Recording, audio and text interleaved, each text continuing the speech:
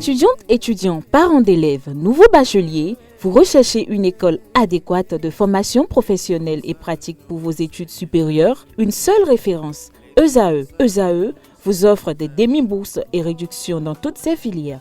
Waouh!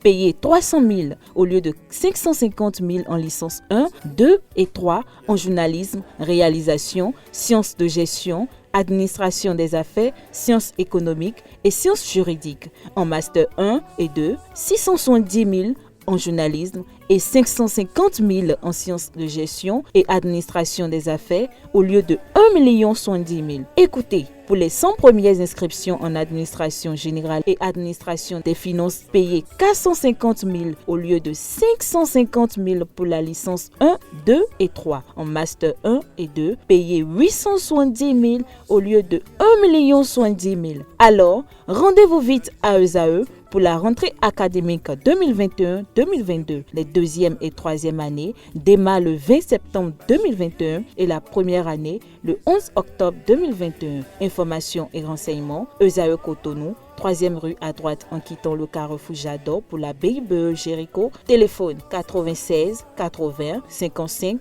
11 ou 98 98 14 00 ou encore 90 93 65 21.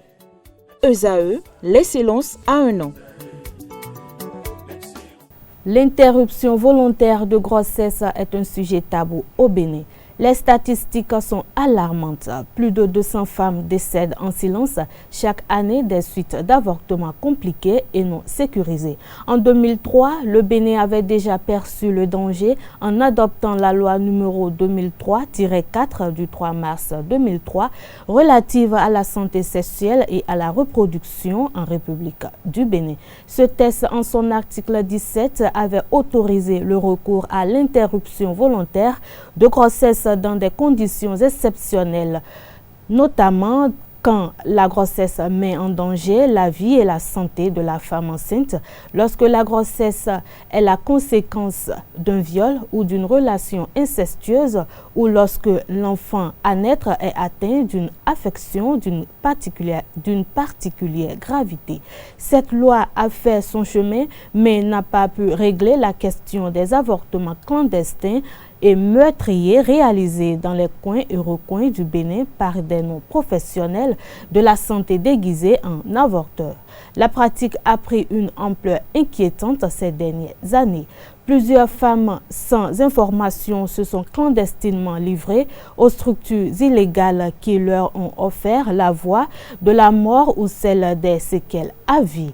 Et c'est face à ce drame que le gouvernement du Bénin a porté le débat le mercredi 20 octobre 2021 devant les députés à l'Assemblée nationale. Selon les explications données par le ministre de la Santé, l'objectif visé par le gouvernement est de sécuriser et encadrer la pratique de l'interruption volontaire de grossesse.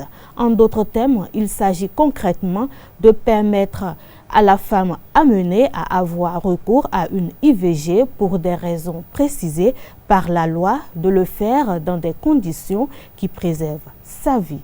Et voilà, ce sera tout pour aujourd'hui. Merci de votre aimable attention.